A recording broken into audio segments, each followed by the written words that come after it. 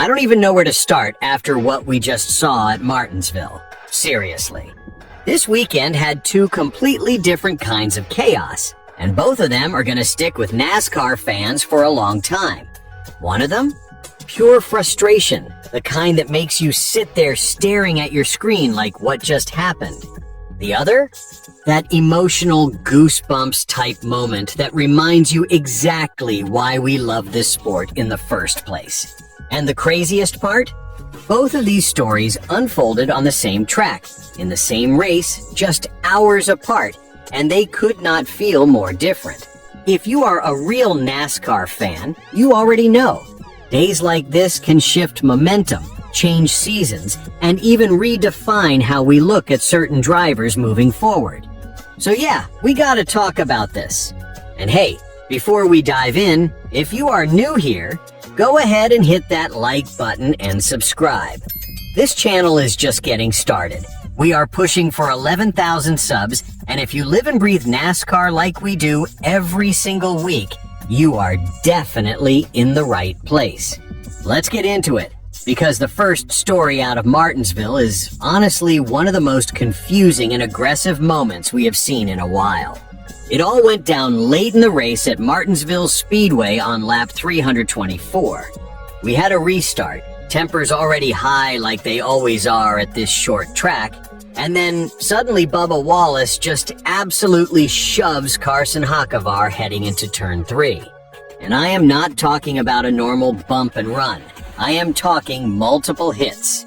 Wallace gets into the back of Hocevar's number 77 Chevrolet once, then again, and then just drives straight through him.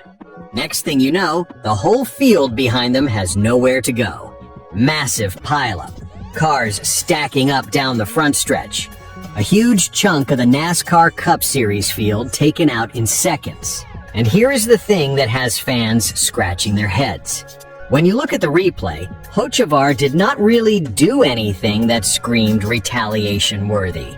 Yeah, they went 3 wide earlier into turn 1, and Wallace clearly did not like that, but this felt like a huge escalation. Even Wallace admitted it afterward in his interview with Jamie Little on Fox Sports. He said, "I misjudged. I did not mean to turn him." He mentioned that earlier moment going 3 wide, but still, he owned that he got it wrong in the center of the corner. But the damage was already done. Hocevar somehow salvaged a 15th place finish, which is honestly impressive considering he got hit like that. Meanwhile, Wallace, total disaster. Wrecked car, done for the day, finishes 36th with a DNF. And this is where it really starts to hurt if you are a Wallace fan. That is now back-to-back finishes of 34th or worse. Just a couple weeks ago, he was sitting second in the point standings. Now, he leaves Martinsville all the way down in 11th.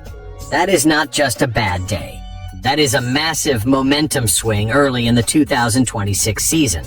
After the race, you could hear the frustration in his voice. He talked about how much expectation they had coming into one of his favorite tracks, with Hardee's on the car, and how they just did not show up when it mattered on Sunday, even though they can look fast in practice. And honestly, that part hits, because we have seen that pattern before. Speed early in the weekend, but it just does not translate when the race gets real.